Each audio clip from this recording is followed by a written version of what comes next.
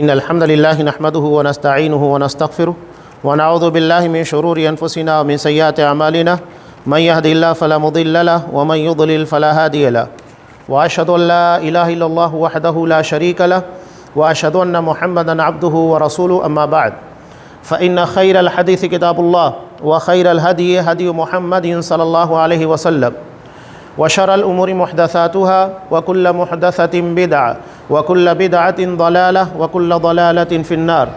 أعوذ بالله السميع العليم من الشيطان الرجيم. بسم الله الرحمن الرحيم. يا أيها الذين آمنوا اتقوا الله حق تقاته ولا تموتن إلا وأنتم مسلمون. يا أيها الناس اتقوا ربكم الذي خلقكم من نفس واحدة وخلق منها زوجها وبث منهما رجالا كثيرا ونساء واتقوا الله الذي تساءلون به والأرحام إن الله كان عليكم رقيبا. يا أيها الذين آمنوا اتقوا الله وقولوا قولا سديدا يصلح لكم أعمالكم ويغفر لكم ذنوبكم ومن يطع الله ورسوله فقد فاز فوزا عظيما. وقال اليوم أكملت لكم دينكم وأتممت عليكم نعمتي ورضيت لكم الإسلام دينا. وقال إن الدين عند الله الإسلام. وقال ومن يبتغي غير الإسلام دينا فلن يقبل منه وهو في الآخرة من الخاسرين. وعن إرباض بن سارية رضي الله تعالى عنه قال قال رسول الله صلى الله عليه وسلم إني تركتكم على مثل البيضاء ليلها كنهارها لا يزيغ عنها بعدي إلا هالك. رواه ابن ماجه في المقدمة. وعن عائشة رضي الله تعالى عنها قالت من زعم أن رسول الله صلى الله عليه وسلم كتم شيئا من كتاب الله فقد أعظم على الله الفرية. رواه مسلم في کتاب الایمان. تمام قسموں کی تعریفات اللہ رب العالمین وحدہ لا شریک کے لائق و زیبا ہے جو ساری کائنات کا تنہا خالق و مالک ہے، اور بے شمار درود و سلام ہو اللہ کے آخری نبی جناب کریم محمد رسول اللہ صلی اللہ علیہ وسلم کی ذات مقدسہ پر. محترم سامعین، ماہ شعبان جو کہ رمضان المبارک سے قبل آتا ہے، نبی کریم صلی اللہ علیہ وسلم ماہ شعبان میں کثرت کے ساتھ روزے رکھا کرتے تھے. یہ دراصل رمضان المبارک کے استقبال کے طور پر تھا، اور امت کے بارے میں آپ صلی اللہ علیہ وسلم نے حکم دیا اذا انتصف الشعبان فلا تصوموا، جب نصف شعبان ہو جائے یعنی 15 شعبان اس کے بعد سے روزہ نہیں رکھنا ہے. کیوں؟ اس لیے کہ اب رمضان المبارک آنے والا ہے، اس کی تیاری کرنا ہے. اب یہاں ایک بات یہ بھی معلوم ہو گئی کہ بعض لوگ جو کہتے ہیں کہ 15 شعبان کی رات کو جاگنا اس کے بعد دن میں روزے رکھنا، یہ کہاں سے ثابت ہے؟ آپ تو منع کر رہے ہیں کہ نصف شعبان کے بعد جب شعبان کا آدھا مہینہ گزر جائے تو روزہ نہیں رکھنا ہے، اب یہاں سے رمضان المبارک کی تیاری کرنا ہے. تو شعبان یہ رمضان المبارک سے قبل ہے. آپ صلی اللہ علیہ وسلم روزے کی کثرت کے ذریعے اس کا اہتمام کیا کرتے تھے، اور نصف شعبان کے بعد امت کو منع کر دیا. دین اسلام جو کہ اللہ تبارک و تعالیٰ نے ہم کو عطا کیا، اس کے بارے میں صاف کہا الیوم اکملت لکم دینکم، آج میں نے تمہارے لیے تمہارا دین مکمل کر دیا. دین کامل کس نے کیا ہے؟ کمپلیٹ کس نے کیا ہے؟ اللہ نے کیا ہے. اور کامل چیز اس میں کسی قسم کا نقص نہیں ہوتا. اگر نقص ہے، خامی ہے، کوئی کمی ہے تو اس کا مطلب یہ ہے کہ وہ کامل نہیں ہے. اور جب اللہ کہہ رہا ہے کہ دین کامل ہے، مکمل ہے، کمپلیٹ ہے، تو اس کا مطلب یہ ہے کہ اس میں کوئی کمی نہیں ہے. جو بھی چیزیں تھیں انسانی زندگی کی ضرورت کی، چاہے وہ عبادات سے متعلق ہو، معاملات سے متعلق ہو، تجارت ہو، آخرت ہو، ساری چیزیں اللہ نے مکمل طریقے سے بیان کر دی ہیں. اسی لیے حضرت امام مالک رحمۃ اللہ علیہ کا ایک بہت پیارا قول ہے، اور میں کہتا ہوں کہ ہر اہل حدیث کو، ہر مسلمان کو یہ قول یاد رکھنا چاہیے. اس سے سمجھ میں آتا ہے کہ دین کی اہمیت کیا ہے. حضرت امام مالک رحمۃ اللہ علیہ ارشاد فرماتے ہیں کہ من ابتدع فی الاسلام بدعۃ یراہا حسنہ، کہ اگر کوئی دین میں کوئی ایسا طریقہ بدعت نیا کام ایجاد کرتا ہے جسے وہ اچھا سمجھتا ہے، اور جتنی بدعت ہے لوگ اس کو اچھا ہی سمجھتے. یہی وجہ ہے کہ بدعتی کو توبہ کی توفیق نہیں ملتی. کیوں نہیں ملتی؟ اس لیے کہ وہ بدعت کو غلط مانتا ہی نہیں. جب اسے غلط نہیں مانے گا تو توبہ کہاں کرے گا؟ اور ایک اور پیاری بات کہ جہاں سے ایک بدعت جنم لیتی ہے وہاں سے ایک سنت اٹھا لی جاتی ہے. یہ اللہ کا قانون ہے، یاد رکھیے گا. کیوں؟ آپ خود دیکھ لیجئے گا کہ شب برات یا اس طرح شب معراج کے اندر لوگوں نے جو عبادتیں ایجاد کر لی ہیں جو نبی کریم صلی اللہ علیہ وسلم، اصحاب کرام، اسلاف کرام سے کچھ بھی ثابت نہیں ہے. نتیجہ کیا ہوا؟ لوگوں کو شب قدر کی اہمیت کا اندازہ ہی نہیں رہا، یا تو اس کی فضیلت کو حاصل کرنے کی فکر ہی نہیں رہی. جبکہ لیلۃ القدر کے بارے میں اللہ نے مکمل سورہ نازل کی، اِنَّا أَنزَلْنَاهُ فِي لَيْلَةِ الْقَدْرِ، کہ ہم نے اس قرآن مجید کو لیلۃ القدر میں نازل کیا. لیلۃ القدر خیر من الف شہر، کہ لیلۃ القدر یہ 1000 مہینے کی عبادت سے بہتر ہے، 83 سال سے زیادہ. اللہ نے اگر کسی کو زندگی میں ایک ہی مرتبہ نواز دیا اور اس کی بخشش ہو گئی تو اس کی نیا پار ہے، اس کا بیڑا انشاءاللہ کبھی گر کو نہیں ہوگا. اور انسانی زندگی میں کتنی مرتبہ یہ رات آتی ہے، اور آپ صلی اللہ علیہ وسلم نے اسے تلاش کرنے کا حکم دیا کہ اسے اخیر عشرے کی 5 تاک راتوں میں تلاش کیا جائے. یہاں بھی لوگوں نے اسے ایک بنا لیا 27، جبکہ 21، 23، 25، 27، 29، 5 تاک راتوں میں آپ صلی اللہ علیہ وسلم نے حکم دیا، اور عملی طور کے پر خود بھی اس کی تلاش میں رہتے، اصحاب کرام کو، اپنے اہل خانہ سب کو اس کی تلاش میں لگا دیتے. تو اتنی عظیم رات جو کہ 83 سال کی عبادت سے بہتر ہے، اس سے امت محروم ہو گئی. کس بنیاد کے پر محرومی؟ ایک بدعت کو انجام دینے کی وجہ سے. شب برات کو، شب کا مطلب ہوتا ہے رات، یہ عربی نہیں بلکہ فارسی کا لفظ ہے. عربی زبان میں رات کے لیے لیلہ استعمال کیا جاتا ہے، جیسا کہ قرآن مجید نے کہا کہ لیلۃ القدر، قدر والی رات. اور برات کا مطلب ہوتا ہے بیزاری، نفرت. یعنی ہم کسی سے نفرت کا جب اظہار کرتے ہیں تو اس کے لیے عربی زبان میں لفظ استعمال کیا جاتا ہے براءت، میں اس سے بری ہوں. بری کا مطلب اس کی کوئی ذمہ داری میرے اوپر نہیں، وہ کیا کر رہا ہے وہ خود بھگتے گا، میں اس کا ذمہ دار نہیں. میں نے اسے سمجھانا تھا، سمجھا دیا، اس کے بعد میں بری الذمہ ہو گیا. سورہ توبہ جس کی ابتدا میں اللہ نے جو آیت نازل کی، براءۃ من اللہ ورسولہ، یہی لفظ ہے براءت، یعنی اللہ اور اس کے رسول کی طرف سے اظہار بیزاری کیا جا رہا ہے. کن لوگوں کے لیے؟ مشرکین کے لیے، جنہوں نے عہد کو توڑ دیا تھا، صلح حدیبیہ کو توڑ دیا تھا. تو وہاں لفظ برات عجیب انسان ہے. مسلمانوں کی عقل کا ماتم کرنا چاہیے کہ اس لفظ کے ذریعے سمجھ میں آتا ہے کہ یہ بیزاری والی رات ہے، اس میں برکت کہاں ہو سکتی ہے؟ اس رات کو بنانے والے کون ہیں حقیقت میں؟ رافضی، شیعہ.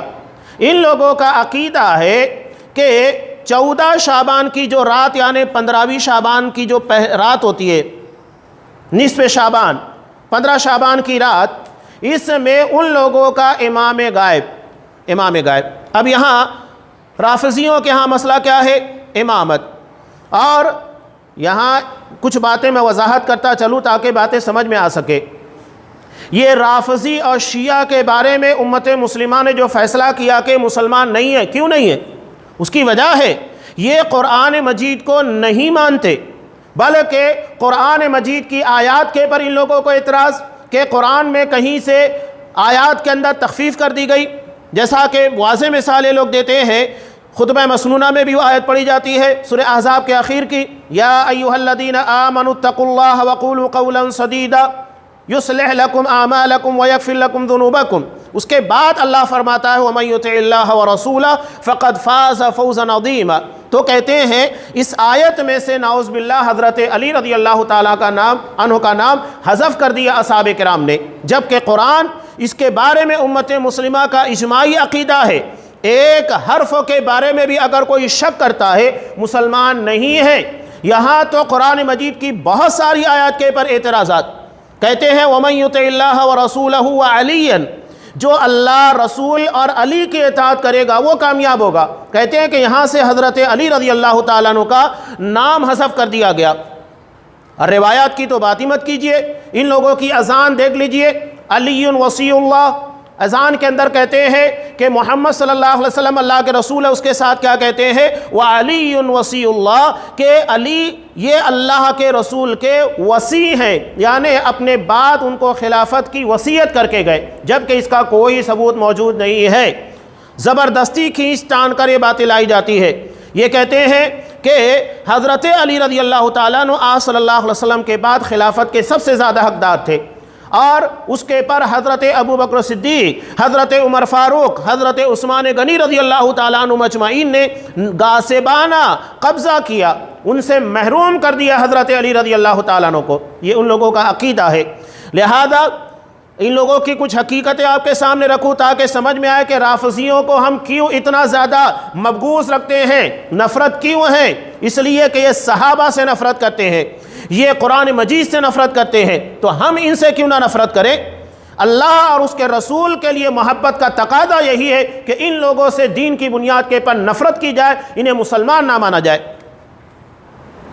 قرآن ان کے بارے میں ان لوگوں کے یہاں پر اصول کافی کی روایت کہ اصل قرآن مجید کی آیات کتنی ہے؟ 6236 آیتیں ہیں، لیکن ان لوگوں نے کہا کہ نہیں، اصل قرآن مجید کی آیات 17,000 ہیں، یعنی قرآن مجید 1/3 اتنا بھی نہیں صحیح طور کے پر محفوظ ہے، 2/3 یہ چھپا لیا گیا ہے، یہ لوگوں کے سامنے موجود ہی نہیں ہے، جبکہ اللہ قرآن مجید میں کہتا ہے کہ اِنَّا نَحْنُ نَزَّلْنَا الذِّكْرَ وَإِنَّا لَهُ لَحَافِظُونَ، اس قرآن کے اس ذکر کے اتارنے والے ہم ہیں اور اس کے محافظ بھی ہم ہیں۔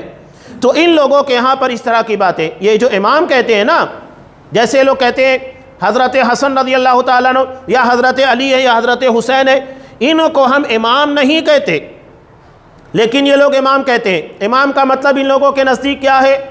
امام وہ نہیں جو کہ مصلی کے پر کھڑا ہو کر نماز پڑھائے، یا امام بخاری جو اپنے فن کے امام ہیں۔ ان لوگوں کے نزدیک امام کا مطلب یہ ہے کہ نعوذ باللہ یہ نبیوں سے بہتر ہوتا ہے، اور عجیب و غریب عقیدہ ہے کہ ان لوگوں کے ہاں جو امام ہے یہ ران سے پیدا ہوتا ہے۔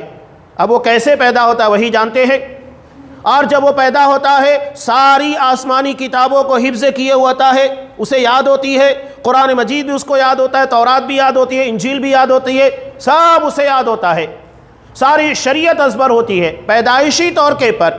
جبکہ قرآن مجید نے صاف کہا، جیسا کہ سورہ نحل میں اللہ تبارک و تعالیٰ نے ارشاد فرمایا کہ جب ہم نے تمہیں پیدا کیا لا تعلمون شیئا، تمہیں کسی چیز کا کوئی علم نہیں تھا، یعنی بغیر علم کے تم کو پیدا کیا۔ دھیرے دھیرے انسانی زندگی کے اندر تجربات اور دیگر ساری ذرائع سے علم حاصل ہوتا ہے، اور اللہ نے کہا وَجَعَلَ لَكُمُ السَّمْعَ وَالْأَبْصَارَ وَالْأَفْئِدَةَ، ذرائع علم یعنی جس سے علم حاصل کیا جاتا ہے، سننے سے، دیکھنے سے، غور و فکر کرنے سے، وہ چیزیں تم کو عطا کی گئیں، اور ان ذرائع کو استعمال کر کے تم علم حاصل کرتے ہو۔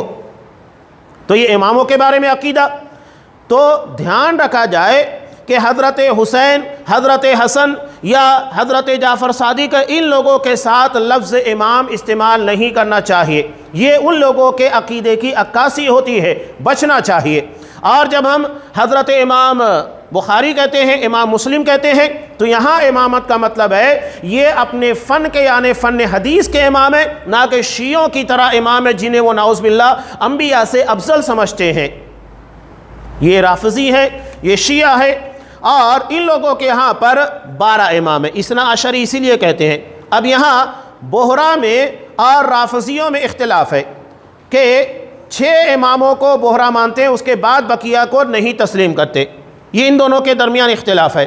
اور اسی لیے رافضی اور شیعہ یہ اپنے آپ کو اثنا عشری لکھتے ہیں، یعنی 12 اماموں کو ماننے والے۔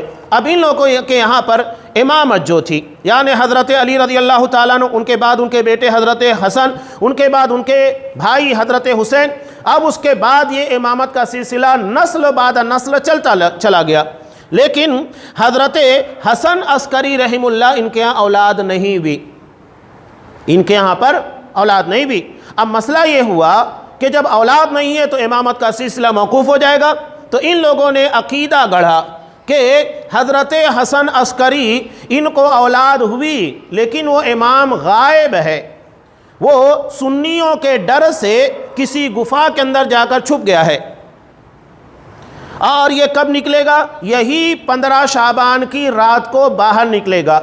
تو رافضی اس موقع کے پر کسی گفا ہے کنویں کے پاس جا کر کیا کہتے ہیں، اے امام غائب آپ باہر نکلیے، ہمیں سنیوں کے ظلم و ستم سے بچائیے، یہ ہم پر بہت ظلم کر رہے۔ حالانکہ آج آپ دیکھیں گے سنیوں کے پر سب سے زیادہ ظلم و ستم کرنے والے یہی رافضی، یہی شیعہ ہیں۔ یہود نے اتنا ظلم و ستم نہیں کیا مشرکین نے جتنا ان لوگوں نے کیا ہے۔ آج اخوانیوں کے نام کے پر مسلمانوں کے سینے میں خنجر گھونپنے والے، داعش کے نام کے پر، القاعدہ کے نام پر، ہر کسی کے پیچھے آپ کو رافضی اور شیعہ نظر آئے گا۔ آج یہ ساری باتیں سب کو پتہ ہے کہ القاعدہ کے ٹیررسٹ دہشت گردوں کو انجرڈ ہونے کے بعد ایران کے ہاسپٹلوں کے اندر کیوں رکھا جاتا ہے، وہاں ان کا علاج کیوں کیا جاتا ہے، سب کو پتہ ہے۔ تو سوال کھڑا ہوتا ہے لیکن جواب کوئی نہیں دیتا ہے۔ باقاعدہ فنڈنگ کرنے والے، اب یہ حوثی شیعہ رافضی یمن سے کعبۃ اللہ کے پر کئی مرتبہ میزائل کے ذریعے حملہ کر چکے ہیں، لیکن الحمدللہ اللہ نے فضا کے اندر ہی اسے ڈائنامائٹ کر دیا۔ سعودی کے اندر اللہ نے اتنی طاقت رکھی، اس کے پر کوئی آواز نہیں اٹھاتا ہے۔ وہ کعبۃ اللہ پر حملہ کر رہے ہیں، میزائل داغ رہے ہیں، لیکن ان کے خلاف کوئی نہیں بولے گا۔ یہ بڑا عجیب و غریب مسئلہ، سعودی کے خلاف بھوکنے کو ان لوگوں کو دے دو، لیکن یہ لوگ باقاعدہ منظم طریقے سے کعبۃ اللہ پر حملہ کرتے ہیں، اس کے بارے میں کوئی بولنے والا نہیں ہے۔ یہ خطرناک قسم کے اسلام دشمن ہیں، اسلام کا نام لے کر اسلام کی مٹی پلید کرنے والے، اس کی جڑوں کو کھوکھلا کرنے والے لوگ ہیں۔ آج بھی آپ کو ایران کے اندر ایسے بھانڈے ملیں گے جو قضائے حاجت کے لیے بنائے جاتے ہیں، جس کے ایک پیر رکھنے کی جگہ کے پر ابو بکر صدیق کا نام لکھا ہوگا، دوسرے کے پر حضرت عمر فاروق کا۔ آج بھی ایران میں حضرت عائشہ رضی اللہ تعالیٰ عنہ، حضرت حفصہ رضی اللہ تعالیٰ عنہ، ان لوگوں کے نام کے پر پابندی ہے کہ کوئی ان ناموں کو نہیں رکھ سکتا۔ آپ پورے تہران کے اندر دیکھ لیجئے گا، جہاں پر یہودیوں کے عبادت خانے موجود ہیں، دیگر قوموں کے کلیسا موجود ہیں، لیکن آپ کو کسی سنی مسجد کا کہیں پر کوئی ثبوت نہیں ملے گا۔ ایک مسجد تھی، اسے بھی ڈھا دیا گیا، بند کر دیا گیا۔ یہ کون سا اسلام ہے جہاں پر مسجدوں کو توڑ دیا جائے؟ سب سے زیادہ سنی مسلمانوں کو ایران میں ہر سال پھانسی دی جاتی ہے، سینکڑوں کی تعداد میں، لیکن اس کے بارے میں کوئی بولنے والا نہیں۔ وہیں نمیر نامی دہشت گرد جو سعودی کے اندر کئی جگہ کے بلاسٹ کے اندر ملوث تھا، باقاعدہ طور کے پر پورا پروف موجود ہے، جب اسے دہشت گردانہ کارروائی کی بنیاد کے پر پھانسی کے پر لٹکایا گیا تو پوری دنیا میں لوگ آوازیں اٹھانے لگے، جبکہ ایران میں سینکڑوں سنی مسلمانوں کو بغیر کسی جرم کے صرف سنی ہونے کی بنیاد کے پر پھانسی کے پر لٹکا دیا جاتا ہے، کوئی پوچھنے والا نہیں، سوال کرنے والا نہیں۔ تو یہ ان لوگوں کی رات ہے۔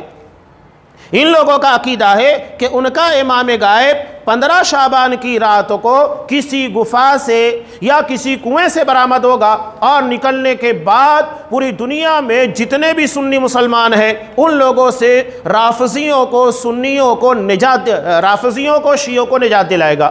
یہ ان لوگوں کا عقیدہ ہے۔ یہ سنیوں کی رات نہیں ہے، یہ اہل سنت والجماعت کی رات نہیں ہے۔ اور یہاں اہل سنت والجماعت کہنے کا مطلب جو نبی کریم صلی اللہ علیہ وسلم کی سنت اور اصحاب کرام کے طریقے پر ہے۔ آج جن لوگوں نے اپنا نام رکھ لیا وہ نہیں۔ یہاں میں جو لفظ سنی استعمال کر رہا ہوں یہ شیعہ کے مقابلے میں بولا جاتا ہے، یعنی شیعہ کے مقابلے میں جتنے مسلمان ہیں وہ سنی کہلاتے ہیں، جیسا کہ مسلمان کے مقابلے میں جتنے ہیں ان لوگوں کو نان مسلم یا تو جو بھی مذہب کا ماننے والا کہا جاتا ہے۔ یہی معاملہ شیعہ کے مقابلے میں سنی کا ہے، جتنے بھی مسلمان ہیں شیعہ کے مقابلے میں، رافضیوں کے مقابلے میں انہیں سنی کہا جاتا ہے۔ تو یہ ان لوگوں کا عقیدہ ہے۔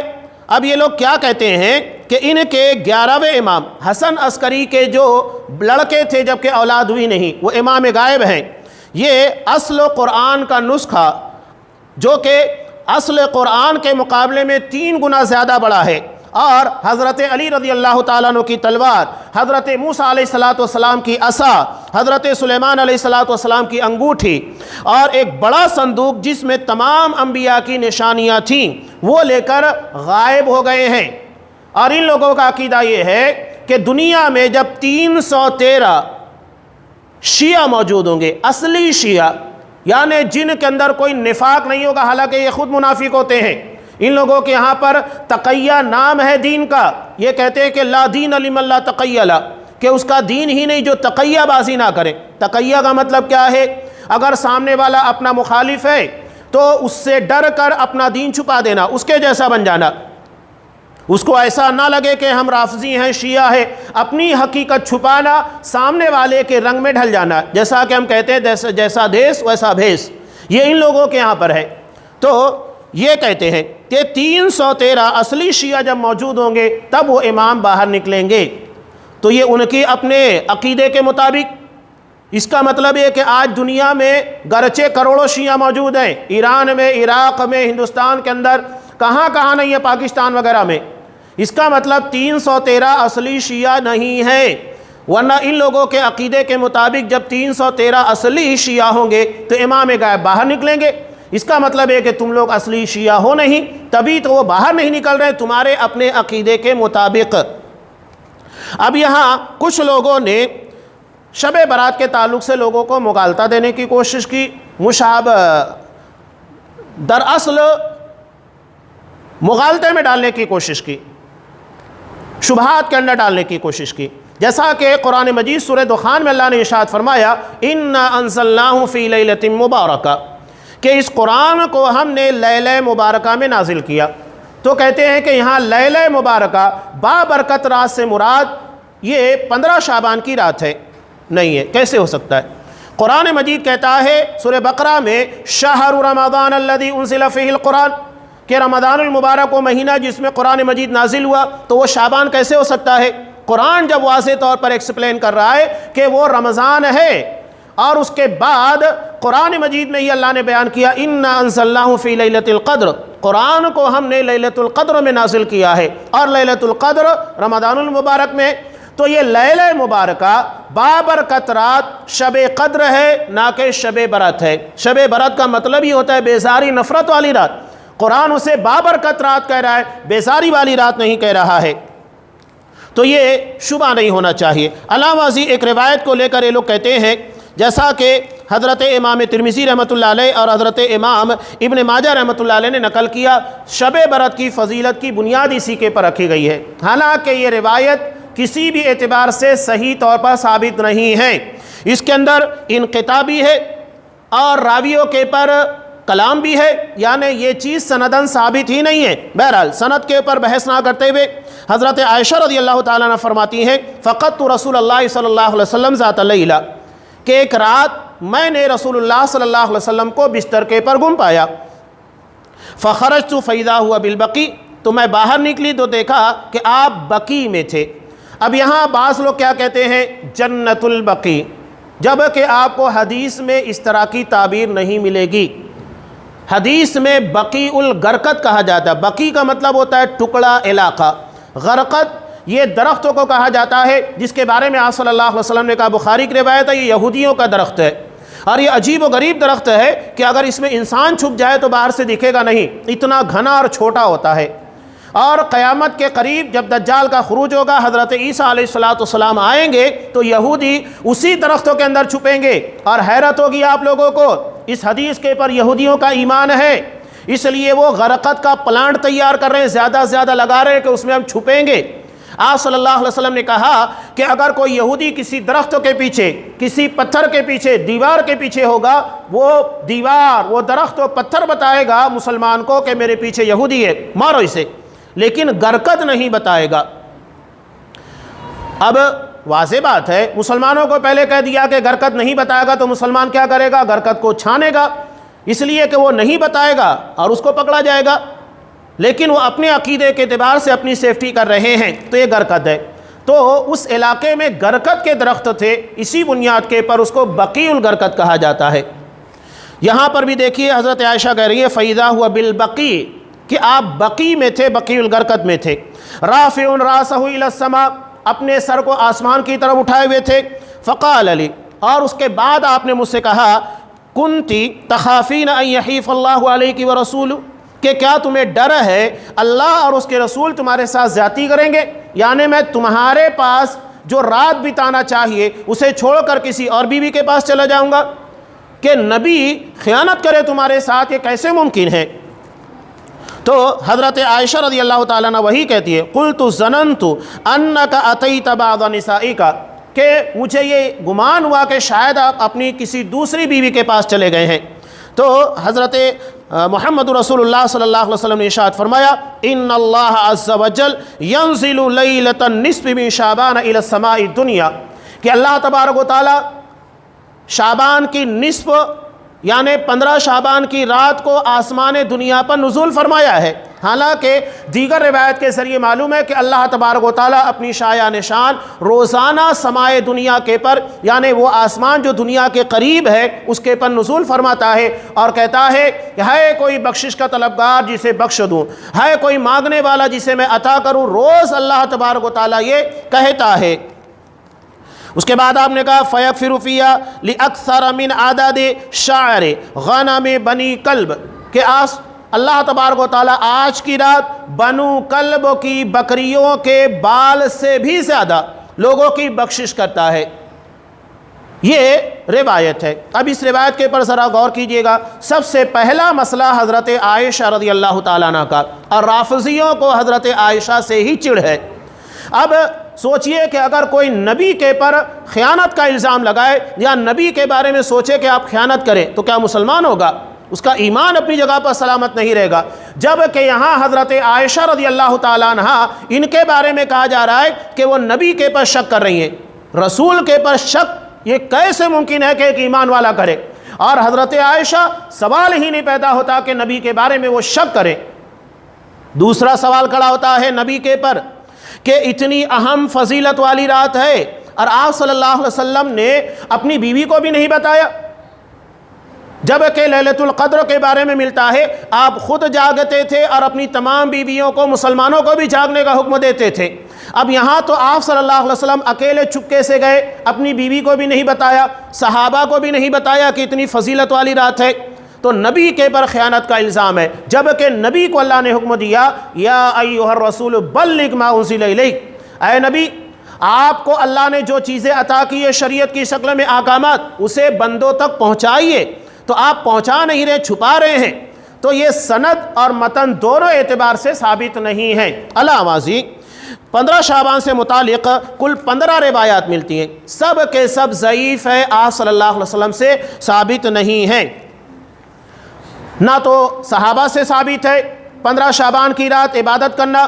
اب اس رات میں کیا کیا کیا جاتا ہے؟ قبرستان جاتے ہیں، جبکہ آپ صلی اللہ علیہ وسلم نے اسے مخصوص کرنے سے منع کیا۔ قبرستان آپ کبھی بھی جا سکتے ہیں لیکن خاص کرنا یہ غلط ہے۔ اس کے علاوہ چراغاں کرنا اس رات کو مجوسیوں کی علامت ہے۔ سب سے پہلے یحییٰ بن خالد برمکی نے اس رات کو چراغاں کرنا شروع کیا تھا۔ تیسری اہم بات حلوہ، لوگ کہتے ہیں کہ آپ صلی اللہ علیہ وسلم نے اس رات کو حلوہ استعمال کیا، کیسے ہو سکتا ہے؟ جنگ احد یہ شوال کے اندر پیش آئی جس میں آپ کے دندان مبارک ٹوٹ گئے تھے، تو آپ صلی اللہ علیہ وسلم تھوڑا سا سخت چیز سے اعتراض کر رہے تھے، لیکن حلوہ کھانا یہ ثابت نہیں۔ آپ صلی اللہ علیہ وسلم کو حلوہ پسند تھا، شہد پسند تھا، یہ ثابت تھا آپ صلی اللہ علیہ وسلم سے، لیکن 15 شعبان کو اہتمام کرنا اس کا کوئی پروف نہیں ہے۔ آپ عمومی طور کے پر نبی کی سنت اور آپ صلی اللہ علیہ وسلم سے محبت کی بنیاد کے پر میٹھا استعمال کر سکتے ہیں کہ نبی کو پسند تھا، آپ بھی استعمال کیجئے، کبھی بھی کر سکتے ہیں، لیکن 15 شعبان کے لیے خاص کرنا بدعت ہوگا، اس لیے کہ آپ سے اس کا کوئی ثبوت نہیں ہے۔ علاوہ ازیں ایک اور بات، لوگوں نے اس رات کے بارے میں یہ عقیدہ بنا لیا ہے کہ یہ مردوں کی عید ہے، یعنی روحیں گھروں میں آتی ہیں۔ عجیب بات ہے، لوگ کہتے ہیں کہ روحیں گھروں میں آتی ہیں اور یہ لوگ قبرستان جاتے ہیں۔ جب روحیں گھر آ رہی ہیں تو آپ قبرستان کیوں جا رہے ہیں؟ روحیں مرنے کے بعد برزخی زندگی سے کبھی واپس نہیں آتی۔ اللہ نے دنیا کا جو نظام بنایا ہے اس میں شارٹ کٹ ہے، یو ٹرن نہیں ہے۔ کیسے شارٹ کٹ ہے؟ مثال کے طور پر ایک بچہ اپنے ماں کے پیٹ میں مر جائے، وہ دنیا میں آنے کے بجائے سیدھا برزخ چلا جائے، شارٹ کٹ ہو گیا، لیکن یو ٹرن نہیں ہے۔ ایسا نہیں ہو سکتا کہ کوئی بچہ پیدا ہونے کے بعد ماں کے پیٹ میں چلا جائے، یو ٹرن نہیں ہے۔ اسی طرح مرنے کے بعد کوئی شخص دنیا میں واپس کبھی نہیں آ سکتا۔ سورہ مومنون میں اللہ نے صاف کہا وَمِن وَرَائِهِمْ بَرْزَخٌ إِلَىٰ يَوْمِ يُبْعَثُونَ کہ مرنے والا جب برزخ میں چلا جاتا ہے تو یہ قیامت تک کے لیے پردہ حائل ہوتا ہے، قیامت تک وہ برزخی زندگی سے باہر نہیں نکل سکتا۔ جب قرآن اتنا واضح اسٹیٹمنٹ دے رہا ہے کہ روحیں برزخی زندگی سے واپس نہیں آ سکتی ہیں، تو ہم یہ عقیدہ کیوں رکھتے ہیں کہ روحیں مرنے کے بعد 15 شعبان کو گھروں کے اندر آتی ہیں؟ ان لوگوں کے لیے اچھے اچھے کھانے بنائے جاتے، روحیں کھانا ہی نہیں کھاتی تو وہ کھانا کھائیں گی کہاں سے؟ اور اگر وہ کھانا کھاتی، ان کی من پسند چیزوں کو بنایا جاتا ہے، تو آج تک کسی کے یہاں پر ڈشوں کے اندر کمی کی نہیں بھی کہ روحیں کچھ کھا کر دکھائیں۔ یہ صرف لوگوں کو بیوقوف بنانے کا دھندا ہے۔ ایک اور چیز صلاۃ الفیہ، ہزاری نماز جس کو کہا جاتا ہے، اس رات پڑھی جاتی ہے۔ لوگ سمجھتے ہیں کہ اس کی بنیاد کے پر پورے سال کے گناہ بخش دیے جاتے ہیں، جبکہ اس کی کوئی سند نہیں، کوئی ثبوت نہیں، کوئی پروف نہیں۔ اب یہ چیز سب سے پہلے کس نے ایجاد کی؟ امام مقدسی کہتے ہیں کہ ابن ابی الحمرا نے نابلس میں 448 ہجری کے اندر سب سے پہلے شب برات منائی۔ 448 ہجری، یعنی آپ صلی اللہ علیہ وسلم کی وفات کے 438 سال کے بعد، اس کے پہلے اس کا کوئی ثبوت نہیں تھا۔ اور یہیں پر میں حضرت امام مالک رحمۃ اللہ علیہ کا قول نقل کر کے اپنی بات کو مکمل کر دیتا ہوں، جو کہتے ہیں کہ من ابتدع فی الاسلام بدعتا یراہا حسنا، جو شخص دین کے اندر کوئی نئی چیز ایجاد کرتا ہے اور اسے اچھا سمجھتا ہے، جیسا کہ لوگ بدعتوں کو، شب معراج کی عبادتوں کو، شب برات کی عبادتوں کو اچھا سمجھتے ہیں، اب استحسن فی الدین شیئا، یا دین میں کسی چیز کو اچھا بنا کر وہ داخل کر دیتا ہے، لم یکن، جو کہ پہلے سے نہیں تھی، جیسا کہ شب برات کے بارے میں ہے کہ آپ صلی اللہ علیہ وسلم کی وفات کے 438 سالوں کے بعد اس کا وجود ہوا ہے۔ نہ اس سے صحابہ واقف تھے، نہ تو ائمہ اربعہ واقف تھے، کوئی واقف نہیں تھا۔ 438 سالوں تک دین کے اندر اس کا کوئی وجود نہیں تھا۔ فقد زعم ان محمدا خان الرسالہ، تو وہ یہ گمان کرتا ہے کہ نعوذ باللہ آپ صلی اللہ علیہ وسلم نے رسالت میں خیانت کی، یعنی جو چیز امت کو بتانا تھی وہ نہیں بتائی، بعد میں ان لوگوں نے لے کر آیا ہے۔ لأن اللہ یقول، اور اس لیے کہ اللہ کہتا ہے الیوم اکملت لکم دینکم، آج میں نے تمہارے لیے تمہارا دین مکمل کر دیا۔ دین سن 10 ہجری کے اندر ہی 11 ہجری کے اندر ہی مکمل ہو چکا ہے۔ اب اس میں کسی بھی رتی برابر کسی عبادت کی یا کوئی اور چیز کو اضافہ کرنے کی ضرورت نہیں ہے۔ اب یہ کیا پیارا جملہ کہتے ہیں، ہر مسلمان کو یہ جملہ یاد رکھنا چاہیے، فما لم یکن فی عہدہ دینا لا یکون اليوم دینا، جو چیز نبی کے زمانے میں دین کا حصہ نہیں تھی وہ آج دین کا حصہ نہیں بن سکتی۔ تو ثابت کرو کہ آپ صلی اللہ علیہ وسلم نے شب برات منائی تو ہم بھی منائیں گے، اور اگر آپ نے نہیں بنائی ہم نہیں منائیں گے۔ اگر اصحاب کرام نے اس کو منایا ثابت کیجئے، اور نہیں ثابت کرتے تو ہم بھی نہیں منائیں گے۔ اگر ہمیں نہ بنانے کے پر اعتراض ہے تو یہ اعتراض دراصل آپ صلی اللہ علیہ وسلم کے پر، اصحاب کرام پر بھی ہے کہ انہوں نے بھی اس کا کوئی اہتمام نہیں کیا۔ لہذا اس کے مقابلے میں اللہ نے جو رات ہم کو عطا کی ہے شب قدر، اس کا اہتمام کیجئے۔ اس کے بارے میں واضح طور کے پر قرآن مجید کی آیات ہے، سورہ ہے، آپ صلی اللہ علیہ وسلم کا عمل ہے، اور یہ قرآن کے نزول سے لے کر انشاءاللہ قیامت تک باقی رہنے والی رات ہے جسے لیلۃ القدر کہا جاتا ہے۔ ایسی بابرکت اور قدر والی رات جس کی ایک رات کی عبادت 1000 مہینے یعنی 83 سال سے بھی زیادہ کی عبادت سے بہتر ہے، اور وہ ہر سال آتے رہتی ہے۔ یہ مستند ہے، یہ ثابت ہے، اس کا اہتمام کرنا ہے، جو ثابت نہیں ہے اس کا نہیں، اس لیے کہ بدعت کے انجام دینے کے بعد ہمیں ثواب نہیں الٹا گنہگار بننے والے ہیں۔ اور بدعتی کے بارے میں آپ صلی اللہ علیہ وسلم نے کہا کہ جو شخص، جیسا کہ مسند احمد کی روایت میں ہے کہ اللہ کی لعنت اس شخص کے پر جو بدعتی کو پناہ دیتا ہے، اس لیے کہ وہ نبی کا دین بدلتا ہے، نبی کی شریعت بدلتا ہے۔ یہ بہت اہم چیزیں ہیں۔ آپ صلی اللہ علیہ وسلم نے صاف کہا، لوگ یہ کہیں گے اچھا کام کر رہے ہیں، آپ نے صاف کہا من عمل عملا لیس علیہ امرنا فہو رد، جس نے کوئی بھی ایسا کام کیا جس پر ہمارا حکم موجود نہیں ہے وہ مردود ہے، چاہے وہ قرآن کا پڑھنا ہو یا نماز کا پڑھنا ہو، عبادت کرنا ہو، دعوت و تبلیغ ہو، کوئی بھی چیز مسئلہ نبی کے طریقے آپ کی سنت کا ہے، جو آپ کی سنت کے مطابق ہوگا وہ قابل قبول ہے، اور جو آپ کی سنت کے خلاف ہوگا وہ مردود ہے، اسے اللہ کے یہاں پر شرف قبولیت ملنے والی نہیں ہے۔ نجات آپ کی سنت میں ہے، آپ کے طریقے میں ہے، جتنا آپ نے کیا وہی دین ہے، جتنا آپ نے نہیں کیا وہ دین نہیں ہے، لہذا آپ کی سنت کے مطابق عمل کیجئے، یہی نجات کا راستہ ہے۔ اللہ تبارک و تعالیٰ سے دعا ہے کہ پروردگار ہمیں بدعات اور خرافات سے محفوظ رکھے، اور جو سنت اور صحیح طریقہ دین اسلام کا اللہ تبارک و تعالیٰ نے محمد رسول اللہ صلی اللہ علیہ وسلم کے ذریعے ہم کو بتایا ہے، ہمیں اسی کو اپنانے اور اسی کے پر اخلاص اور اللہیت کے ساتھ عمل کی توفیق دے، اور انہی چیزوں کو ہمارے لیے نجات کا ذریعہ بنائے۔ پروردگار جو گمراہ ہیں انہیں صحیح راستہ دکھا، جو پریشان حال ہیں ان کی پریشانیوں کو دور کر دے، پروردگار جو بیمار ہیں ان کو شفائے کاملہ عاجلہ عطا فرما، پروردگار جو مقروض ہیں اللہ ان کے قرض کے ادا کرنے کی سبیل پیدا کر دے، پروردگار جو ہم میں سے مشکلات اور پریشانیوں میں گھرے ہوئے ہیں ان لوگوں کے لیے آسانیاں پیدا کر دے، جب تک ہمیں دنیا میں رکھ اسلام کے پر اور ہمارا خاتمہ ایمان کے پر فرما، آمین۔ بارک اللہ لنا ولکم فی القرآن العظیم ونفعنی وإیاکم بالآیات والذکر الحکیم، انہ تعالی جواد کریم ملک رؤوف رحیم۔